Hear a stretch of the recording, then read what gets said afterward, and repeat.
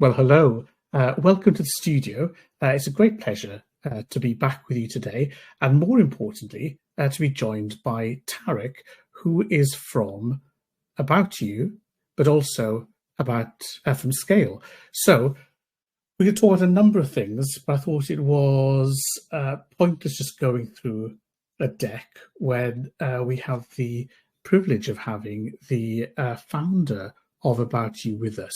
So in a second, I'll ask Tarek to introduce himself, but just in case he's being a bit modest, About You is a giant when it comes to modern fashion. I think it's doing about 5 billion turnover, but Tarek can correct us on that. And fresh from floating, I think it went to about €1 billion. So you're officially a European unicorn as well. So if I haven't mangled that, I'm conscious of the fact that not everybody will be fully familiar with About You and its story. Tarek, let me welcome you to the studio and just ask you to kick off and maybe introduce yourself and tell us a bit about you. Yeah, many thanks for having me. So I'm Tarek, 35 years old, founded my first company actually already at the age of 15 and my first online shop at the age of 16. So I'm in e-commerce since 20 years now. Started all kinds of online shops before founding About You and all kinds of niches. This was kind of the pre-Amazon time. And then 10 years ago, more or less exactly 10 years ago, founded About You together with two co-founders with the mission to digitize the offline shopping stroll. So what we mean by this is we felt that online shops were quite boring at that time. So there was kind of the Amazon model. And the Amazon model is great. Don't get me wrong. I love Amazon. But Amazon is great if you know what you want. But barely anyone visits Amazon to stroll around, get inspired, having fun, taking a shopping stroll. But that's exactly what people do offline, and especially for fashion and, more lifestyle-related categories. So we felt we have to make it our mission to create a fun, inspirational shopping experience on the smartphone. And that's what we did. So the name About You basically should reflect the personalization aspect. So if I log in on About You, the logo changes to About Tarek, and with every click we try to understand the taste of customers and optimize the next click. So kind of really making the individual personalized experience. On our smartphone app, which is our by far #1 device, we also try to get all kinds of inspirational elements, be it content stories or live shopping, for example, outfits, to really invite our users and customers to visit us ideally on a daily basis. We do have 45 million unique monthly active users, so more than 45 million different people are visiting About You at least once per month. And on average, they are visiting us 2 or 3 times per week. So this really shows you that we are not just a destination that is visited if you have a demand and you need a new dress or whatever, but like the young generation is really using About You in a way to kind of kill time. Maybe a bit like you would have opened a fashion magazine in former times, but more in the digital space. And with this mission, we started in Germany 10 years ago, and then had a heavy expansion throughout continental Europe. Yeah, so we grew from 0 in revenue to €5 billion in GMV. That makes us one of the largest fashion platforms in the world, actually, and for sure one of the fastest growing with a 37% CAGR in the last 10 years. We are now active in 28 continental European countries, so covering more or less every country in continental Europe. Saying continental Europe, so we are not in the UK, unfortunately, yet. And then 4 years ago, we have spun off a business called SCAYLE, written with an AY, which is basically a software as a service product to help large-scale complex retailers and brands becoming more successful in the online space. So it's similar to Salesforce Demandware, SAP Hybris, or maybe Shopify, but more in the enterprise world.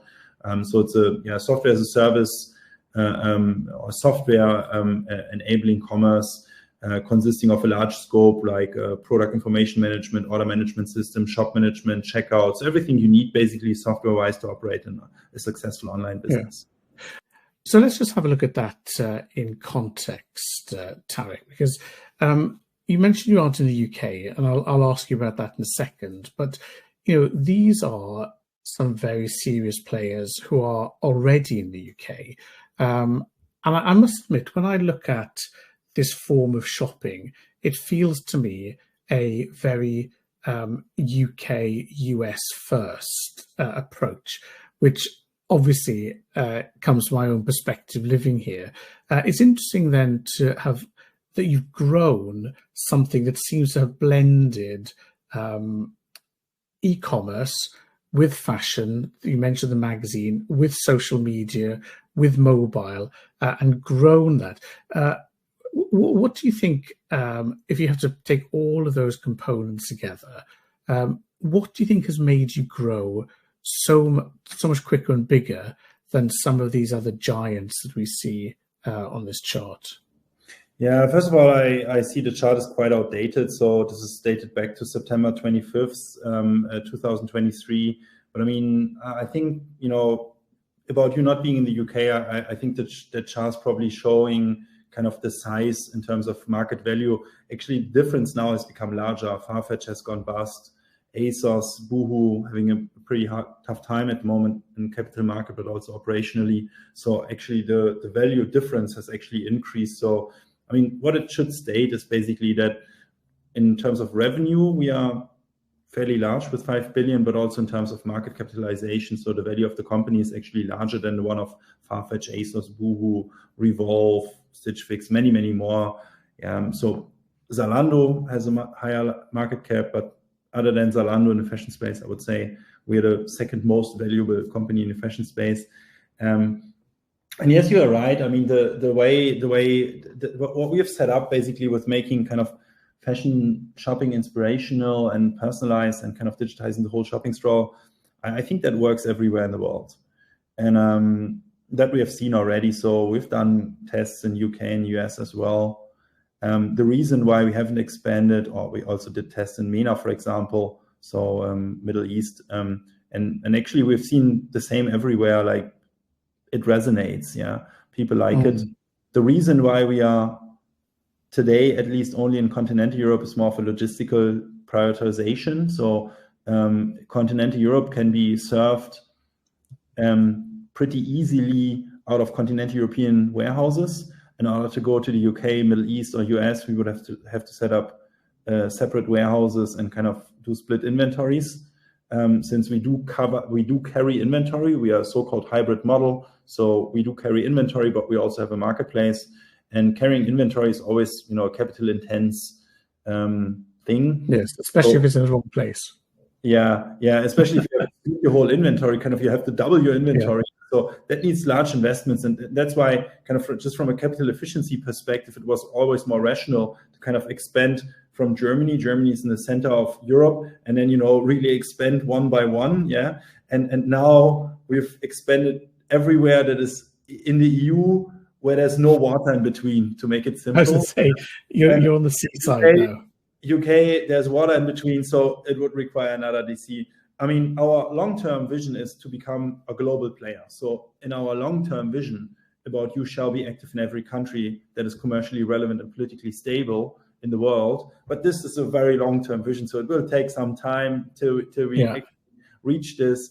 Today, I mean, 28 countries in 10 years is already a lot and a stretch for the organization. But I have no doubts that this model would also work in the UK and in the US, because we've seen it when we did tests. Yeah. Mm-hmm. And here, the slide that is shown here is basically explaining the About You brand in a nutshell. So we do have a huge assortment. We are so-called multi-brand player. So we basically sell all the well-known brands like a Nike, Adidas, Levi's, Tommy Hilfiger, and so on and so forth.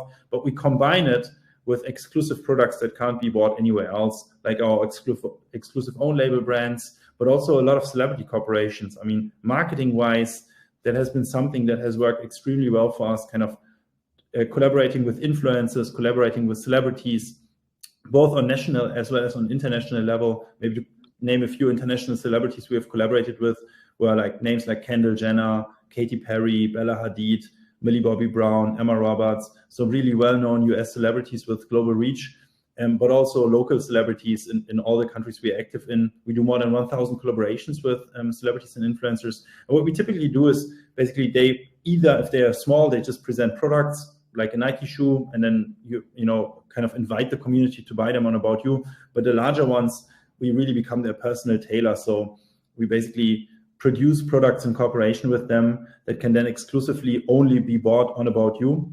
It's an idea actually I stole from Netflix, to be honest. So first time I came across Netflix was... Unfortunately, I can't cut that bit out, but I'm sure their lawyers will ask for some royalties.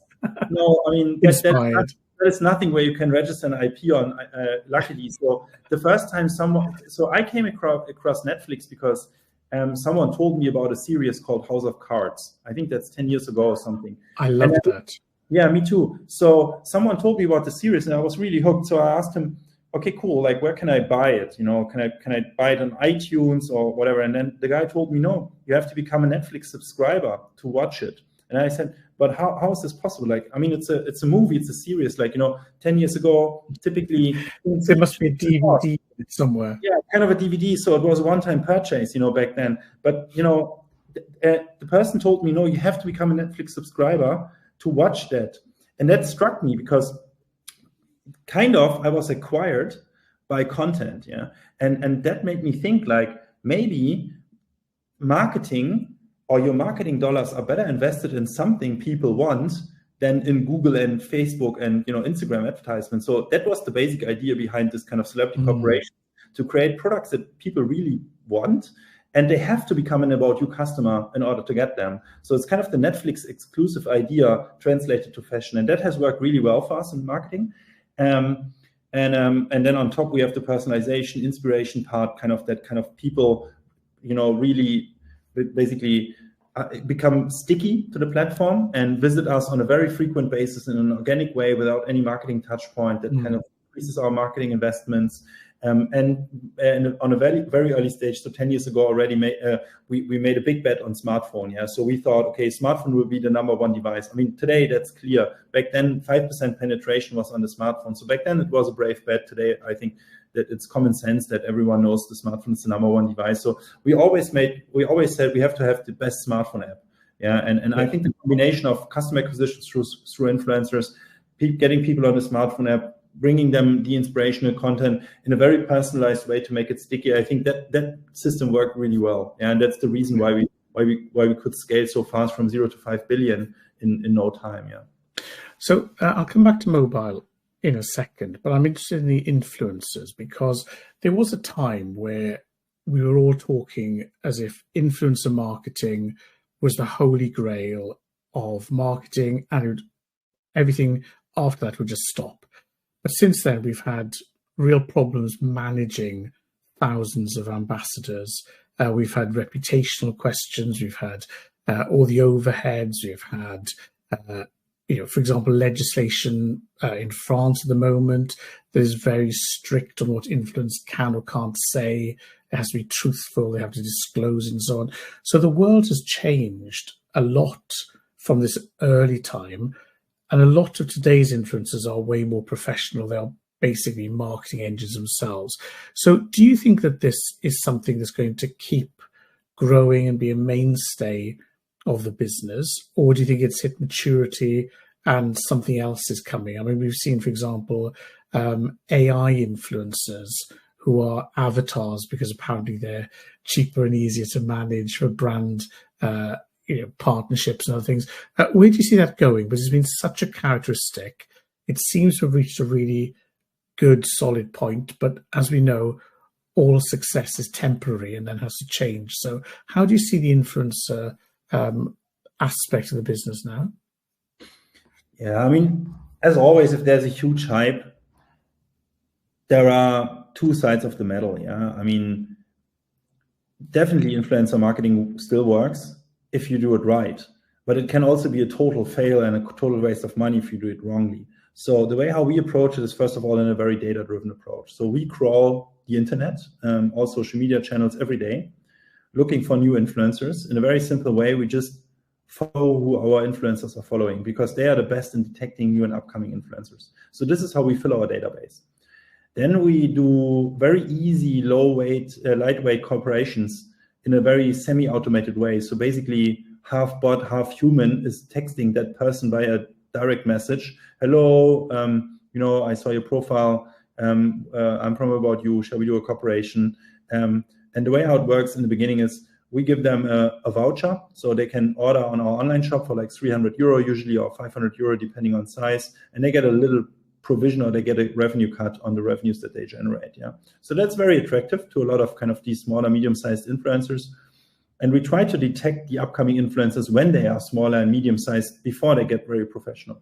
So then we do a cooperation. Through the cooperation, they drive traffic to our platform.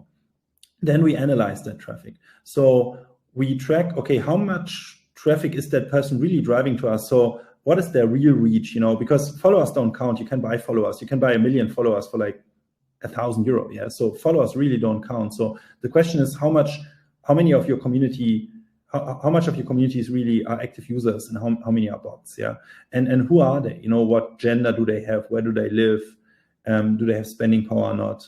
Are you credible? Can you generate purchase or not? I mean, all of these things can be tracked and analyzed quite easily.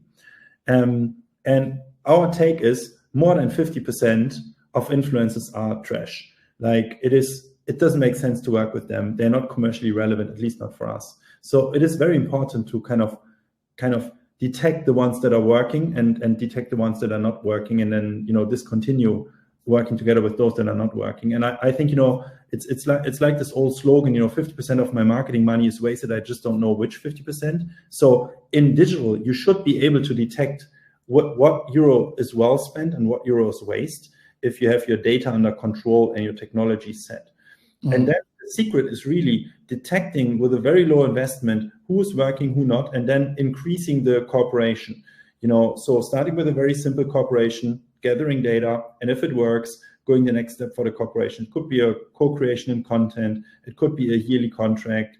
And then it goes, as mentioned, for the ones that are working well, it goes as far as producing products together. Yeah.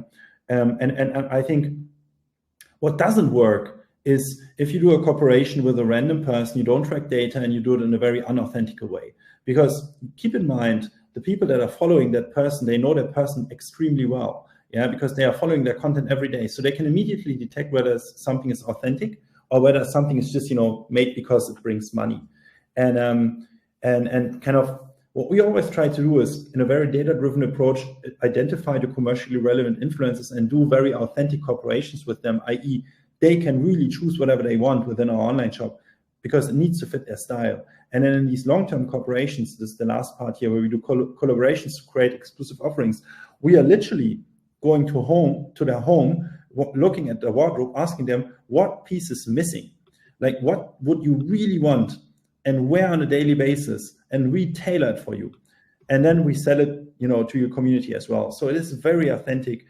The people that we are working with, they really love to wear the stuff that, and obviously it has their name in the hang tag. Yeah. So here, as you can see, it says Bella, buy about you, or Leni Klum, buy about you, X about you. So, it is very, it has their name. It is authentic. They love it. They post it on a very frequent basis. The community knows, okay, that really fits their style. It is, it is something that this influencer is not doing only for money, but they also really love the products. And if that is the case, it really works commercially. If one of these is not the case, so they have trash followers, they're not commercially relevant, the cooperation is not made in an authentic way, I can guarantee you it's a waste of money. But if you figure it out, you can scale the system extremely well with a very positive ROI, and this way also influencer marketing works. Yeah, but it's definitely not a silver bullet for everything. And I think this was a bit wrong in this kind of hype phases. And I mean, on AI influencers, it's very, very early stage, but obviously here again, some things make sense, some not. AI is generally a topic. There's a lot of hype around AI, and I do believe there's substance. So AI makes sense, but AI is again not the silver bullet for everything. And the question is, how do you use AI? Yeah, AI influencers is one thing. AI shopping assistants is another thing. I do believe an AI shopping assistant that can kind of consult you on your shopping journey makes a ton of sense, but only if you do it correctly. Yeah, if the technology is correct, if the data use is good. If it's a ChatGPT is a very intelligent chatbot, but chatting with an unintelligent chatbot is a very disappointing experience. So you have to make sure it makes sense. Yeah. Yes, especially if their only job is to keep you away from a sensible human. Okay, so I'm getting that, and I'm liking the combination of detailed data with authenticity, that seems to me like the right way to go to have that authentic conversation. But you mentioned earlier on about how the market is changing. We're seeing fast fashion, and in particular the online leaders, the Boohoo's, the ASOSes, having a tough time. Farfetch, obviously, as you mentioned as well. So it's as if we've reached a pinnacle of capability. And if you'd asked me 5 years ago, I'd have thought that ASOS would be teaching everybody how to do commerce. They seem to have got so many things right. But as well as the market and the technology and the competitors changing, there's the basic reality that the Gen Xers, the Gen Zs, the Gen Z, Gen Ys are getting older. So how do you maintain this fashion business and get maybe the Gen Alphas on board? Or do you stick with your Gen Ys as they get older and have families and 3 dogs and move to the countryside? What's the approach to make sure that you don't just age gently with the digital boom generation and cut new ground? Yeah, that's something we monitor very closely, because it's our goal to age with our customers, but at the same time acquire new customers that are young.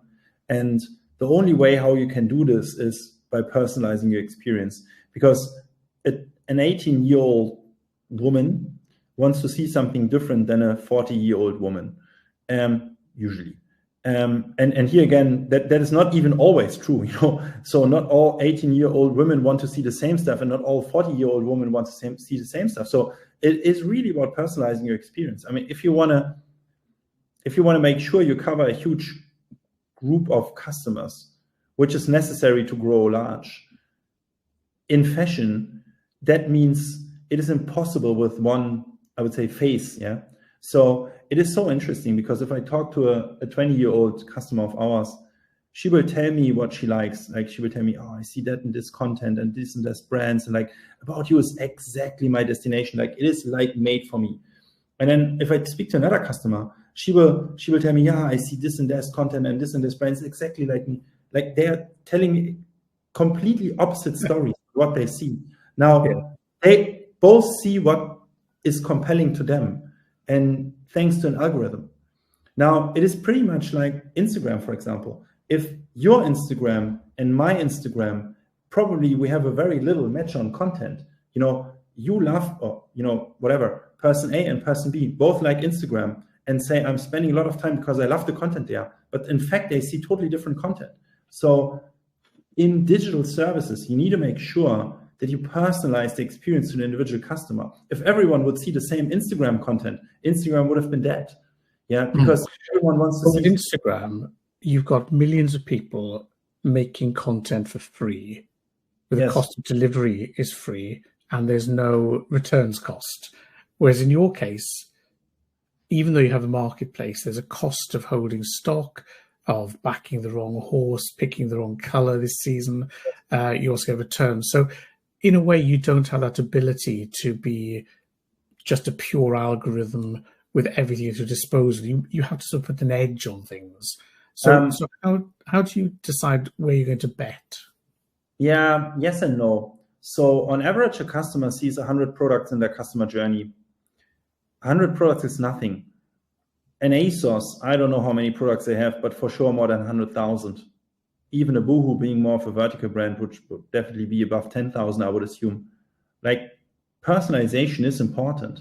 If you have more than 100 products, it is important, because you want to make that you want to show the most relevant 100 products. Yeah. So I do believe personalization is extremely relevant. Now, the personalization gets better the more input factors you have. Yeah. So the larger the assortment, the more likely it is that you have something that fits the need of the customer.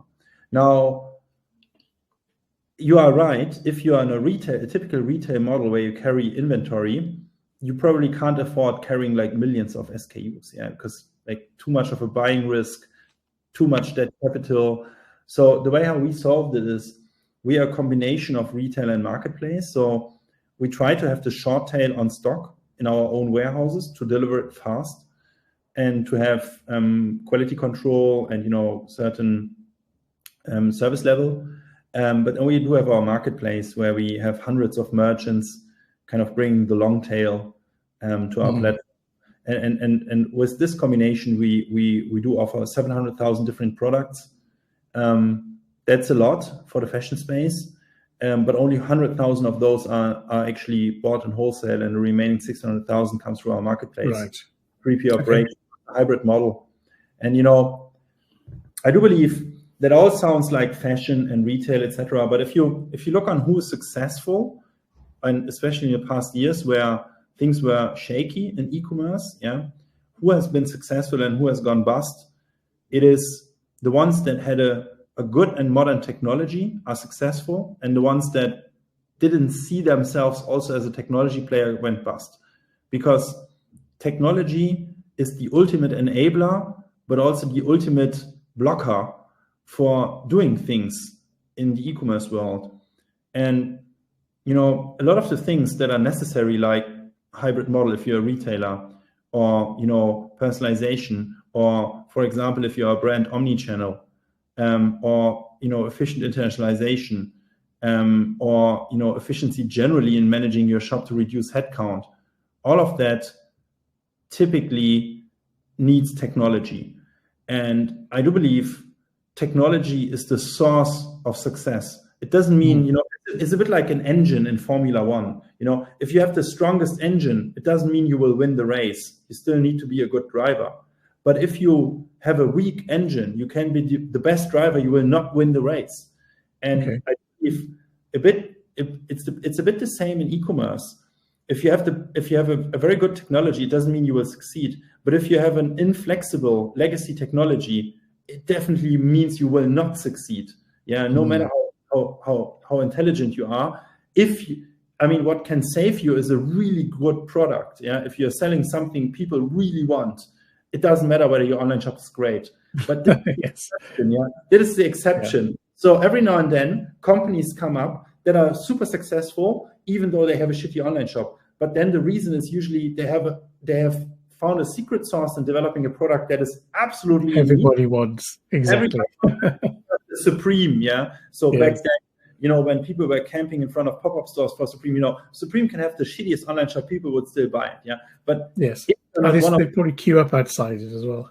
If you're not one of these companies that have exceptional demand for their products, it matters what you do online. You need to be best in class, and you need to be on track with the things happening digital, and that is usually enabled by a good technology. And that is also so, Tarek, let me ask in that case, because I totally agree with what you're saying.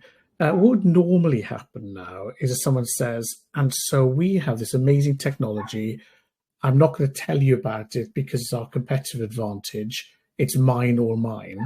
Whereas you've done the opposite, which is say, hey, we've got this incredible technology, why don't we spin it off and sell it to other people? So just talk me through how you went from focusing on the business, 28 countries, growth, and someone says, hey, I've got an idea. Let's launch another really complicated business just for fun. Just talk me through, the reason that you span out SCAYLE and where it sits in the market.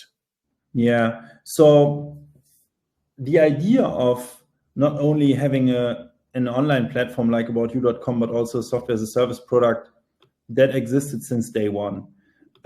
Because my co-founder Sebastian and me, we were very experienced in e-commerce, and we were very experienced in software. So my co-founder was having software as a service companies before, and we both were in e-commerce. So we knew e-commerce software out there is shitty, especially in the enterprise world. In the SMB world, I would say Shopify is really cool, but with Shopify, you're not able to solve complex things in a decent manner. So we knew in the enterprise world there's nothing that we consider as good. And therefore we had the idea of launching a software as a service product already from day one, and that is important to mention, because from day one we developed our software in a way that is productizable and sellable to others. But it took us 5 years to develop the software to a point where we felt, okay, now it's actually better than our competitors. And that point was, 2014, we founded the company. 2018, 19, roughly at that time, we productized our software. And since then, we are selling the software. Since 2021, we are doing go-to-market activities. So we hired our first salesperson in 2021 because we had so much inbound requests. And till today, I would say, our product is really good. And we are probably the software as a service company with the smallest sales team out there. These numbers are even a bit outdated today. More than 200 online shops use SCAYLE. What they all have in common is they are large. So they all do more than 50 million in online revenue.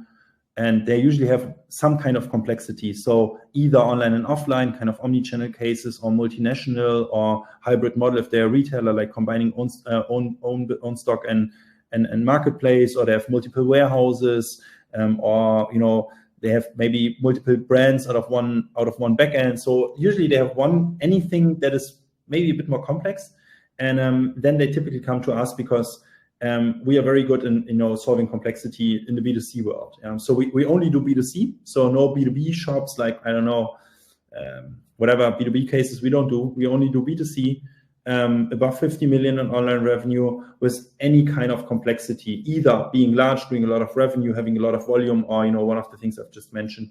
And here we are successful. On average, we win 80% of the RFPs that we are in. So typically, if a company does an RFP and we are in there, we typically win it. That really shows you we have product market fit and that we have a great product. It's extremely exciting. I mean, the software as a service part excites me a lot.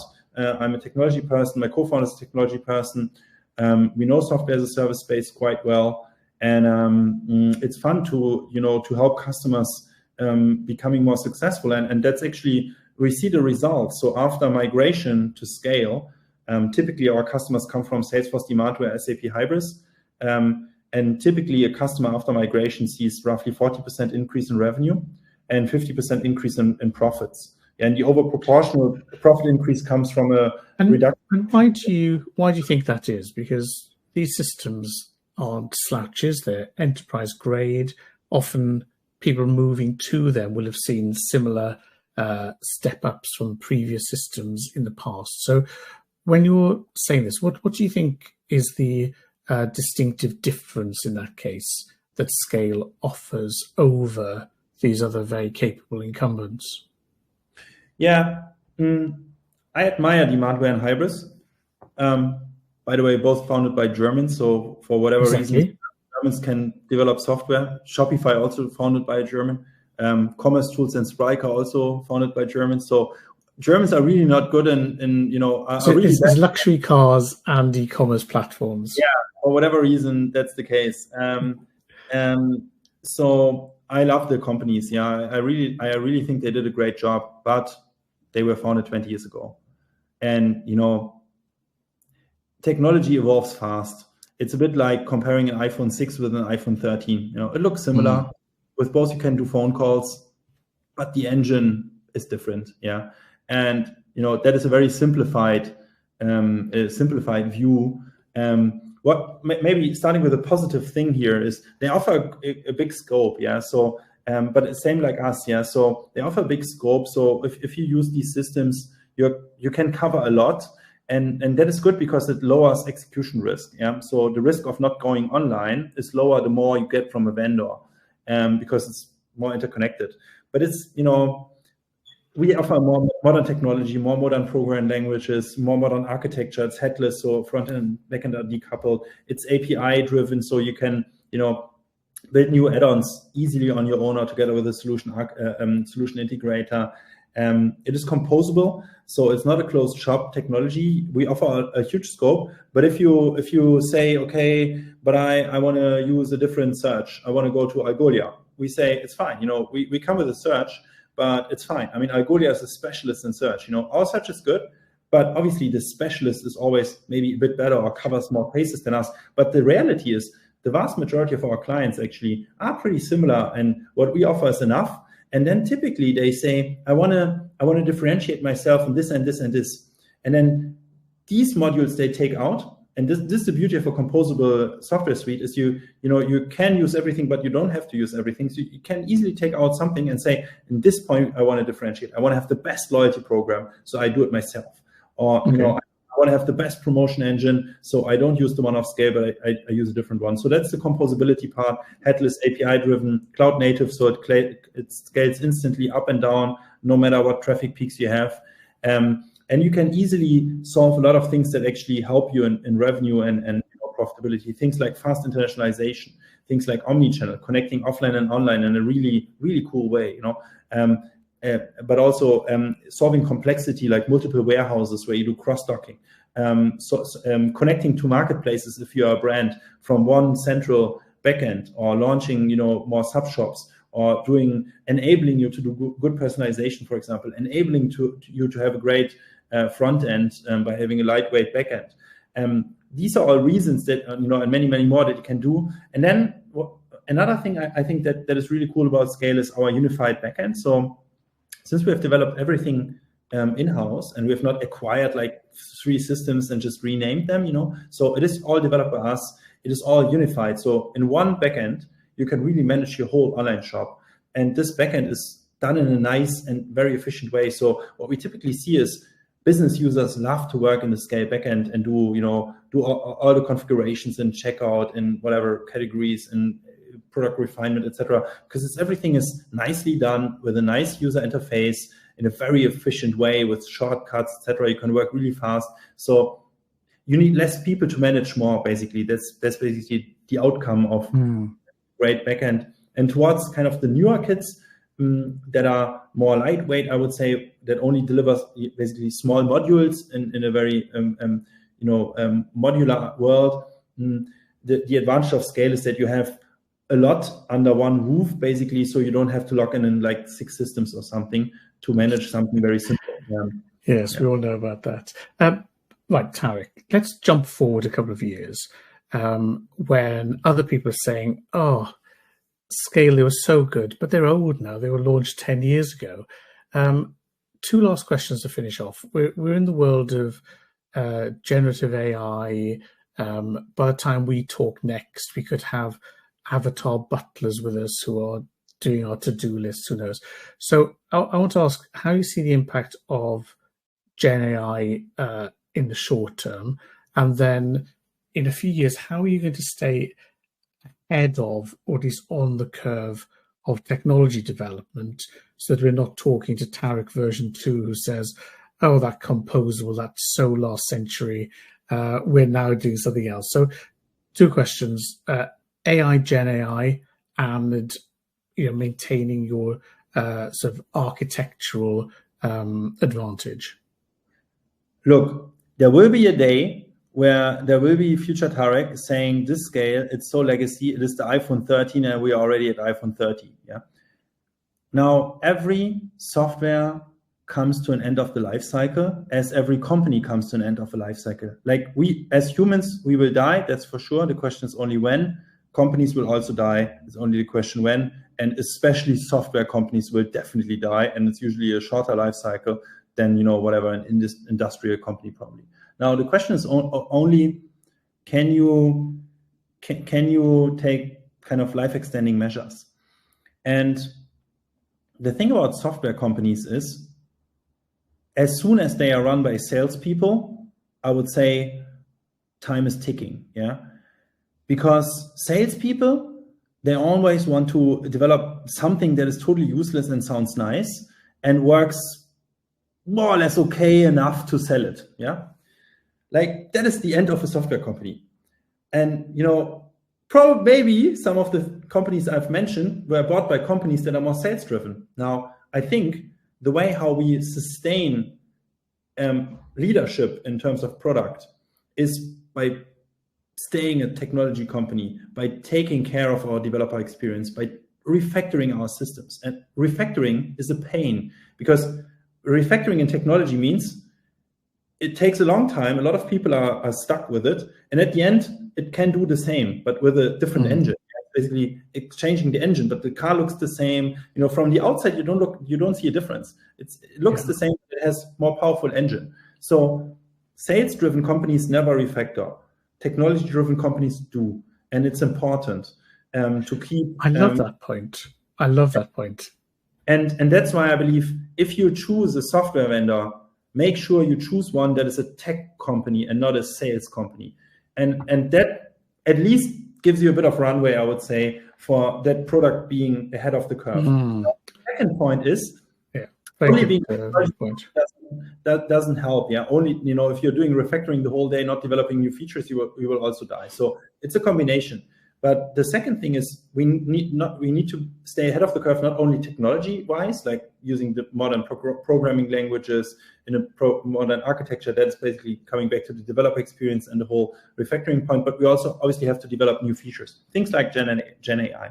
Now, the good thing is, with About You, we are in the arena every day. Like, we know the pain of being a retailer. We know the pain of doing e-commerce. We know the pain of running a brand because we have our own brands with their own DCs, etc. So we know what we're talking about, and we know what is in need because we are fighting for customers every day as our clients, and we listen to our clients. And from this, we try to derive a roadmap that makes sense and that actually benefits our clients' needs in order to bring them more revenue, more profit. And I think the combination of a modern technology plus knowing what you are doing, kind of, it's a bit like, if you're building a car, it makes sense to drive a car every now and then. Now, a lot of software vendors are building e-commerce software, but they are not doing e-commerce. And I think that sometimes also leads to the wrong decisions, where someone heard something on a conference that totally doesn't make any sense, has no business value, versus something else that has a lot of business value. And therefore, I believe we will stay ahead of the curve because we eat our own dog food, as you say, in e-commerce and software. Yeah, so we use our own platform. We are our own customers. We see the pain every day. Plus, we are a technology-driven company, and that I believe will guarantee us at least 20 years where we are staying ahead of the curve, and nobody should think more than 20 years ahead when it comes to software. So going to that, I think is a good. Now on Gen AI, on AI generally, I think that's a topic to be taken serious. Yeah. So I think three things here I see as relevant. First is improving the customer experience with the help of AI assistants. So that is basically you going to an online shop, being able to talk to someone in a very ChatGPT-like form, asking that person question. In fashion, it could be, hey, I'm invited to a wedding in Italy in June. What outfits can you recommend me? The dress code is boho chic. Yeah, so the thing will explain you what boho chic means. It knows me. It knows my data. It knows my purchasing history, and then it can, do very relevant recommendations to me. So this is a really cool way, I think, to shop things. If you're in electronics, or let's say you're in electronics, and then you can explain the question. You can explain the task. Yeah, I want to, order new speakers for my home. It's a 40 square meters room. It should be loud, not maybe not club sound, blah blah blah. So having this kind of conversations that you in offline world would have with a competent consultant, I think this you can do in the online world with an AI chatbot in the future. So that's point number one. Point number two is Gen AI and content. Like, it is incredible what kind of content you can generate today, what kind of pictures, movies, etc.